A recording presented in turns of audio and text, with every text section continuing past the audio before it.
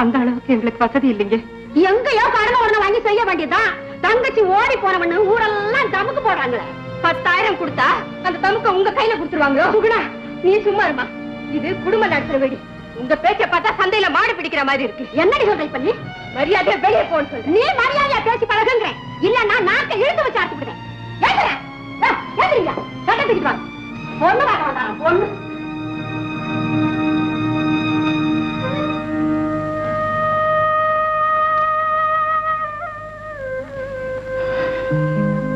அம்மா, தப்ப மடியில கட்டிக்கிட்டு இருக்கிறவங்க தனிஞ்சுதான் போகணும், தாண்டி குதிக்க கூடாது. இல்லப்பா, இப்ப வந்தவங்க தான் தப்பானவங்க.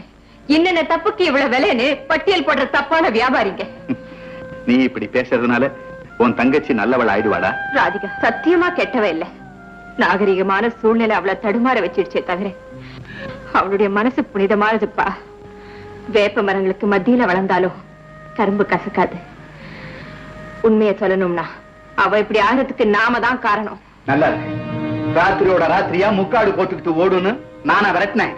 நீங்கன்னு சொல்லல, நாம நம்முடைய அளவுக்கு மீறிய கட்டுப்பாடும் காட்டு மிராண்டித்தனமான கண்டிப்பு தான் அவளை வீட்டை விட்டே விரட்டிடுச்சு. அவ எங்க இருந்தாலும் என்னுடைய தங்கையாவே, உடம்பு போட்ட தங்கமாவே வாழ்வா. Sir, post.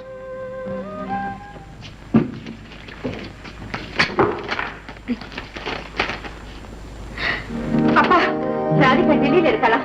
என் ஃப்ரெண்ட் எழுதிருக்கா. பெரிய உத்தியோகம் பாக்குறாளாம், கௌரவமா வாழ்க்கை நடத்துறாளா. நான் அப்பவே சொன்னேன்ல. என்னடி சொல்றேன்? அவளுக்கு கல்யாணம் ஆயிடுச்சா? அதெல்லாம் ஒண்ணு இல்லம்மா, சரியாதான் இருக்கா. நமக்கு சொல்லாம அவ கல்யாணம் பண்ணிக்குவாளா என்ன? அப்பா வாங்கப்பா, டெல்லிக்கு போய் உடனே அவளை கூட்டிட்டு வந்துடலாம்.